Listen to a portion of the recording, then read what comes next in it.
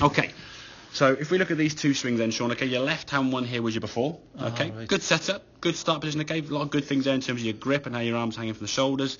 Ball position was creeping forward a little bit, okay, but not too bad. I think sometimes on this show, for example, it was a little bit further back for whatever reason, so just make sure we are getting the sort of right spot. For me, it's kind of just sort of down to your, well, just to your left side of your chest, left cheek, left chest. If it gets a little bit too far forward here, it can be a bit of a problem because obviously you move to the ball and you sort of make another adjustment, okay? So just left to centre is fine, but the main, or the only thing we say in terms of your swing there, if we look at these movements here now, is that hip movement in the backswing, okay? So previously, as you went back, a bit of a slide there with the knees, a lot of stress on that right foot. On top of the backswing now, your right foot is almost sort of a good 25, 30 degrees of ankle roll there, which is going to put that little joint right in that corner bit of the ankle there under a lot of pressure. And that's probably why when you finish the session, you're going to be hurting. So glad you picked that up. Well, there, exactly. You compare that now to here, okay, as you swing back.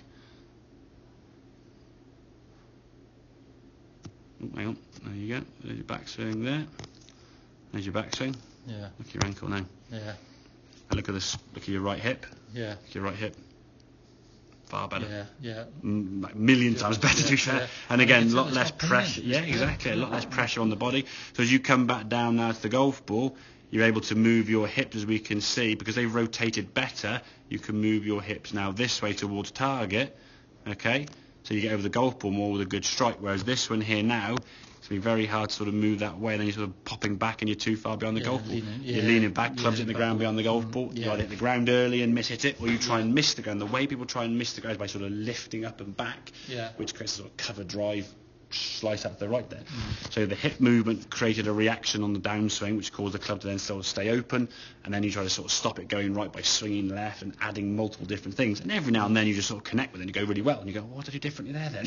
But it's like 3 or 4 wrongs making a right, which again, as we said at the start of the session, is not going to lead to any sort of consistency whatsoever. Okay, so twisting through there, very, very good movement. Getting that hip to move better, it's going to be the biggest and the number one thing to work on. And like I say, you can do this at home. Just set up against a wall at home, arms across your shoulders, on your chest, across your chest, and just stand there. And again, just be aware of that left hip movement. Like I say, as I said, you can go too much. You sort of just push away from the wall. We're not pushing the foot away from the wall there, so this hip moves back. We're just rotating effectively, so the hip goes round the corner. And stays flat. And this foot will just stay flat, If you feel like you're sort of leaning onto your left side and your left knee's really sort of kinking in too much, so you're looking a bit kind of this way and going that way, then it's going to put a lot of pressure on your knee. So again, at the start we said we want the golfing to be healthy. So if I make a golf swing or a rotation now, and I rotate this way now, this hip's going to just rotate and kind of go round the corner, as the green line shows there, and this knee now is going to sort of just go forward towards the golf ball. If I push away this way now, I'm now doing a lot of pressure on that knee, and I can feel that. If I'm sort of squeezing down there, it's going to hurt the knee.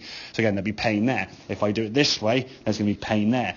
So golf swings, if they're done incorrectly, you're going to cause yourself some sort of physical pain. And again, if that creates an issue on the range when you hit golf balls and you start feeling the pain, human nature is now to try and avoid pain. We'll try and do things to avoid that movement. Okay, so you'll then try and do something to compensate or try and get out of that position. Rather than fix the fault, we try and cure symptoms or mask it with sort of duct tape or super glue. It never really works. Every now and then you get a good shot, it's perfect, but then, what do I do differently there? And as you said yourself, you hit 4 or 5 today that you said the longs of it, 188 yards with a 5-iron, on the line pretty much dead shot. You actually had a couple, a bit right to left draws. So, brilliant. And that's going to be the same with every club and every shot in the bag, of a full shot nature, Yeah, that's right, Okay, makes sense?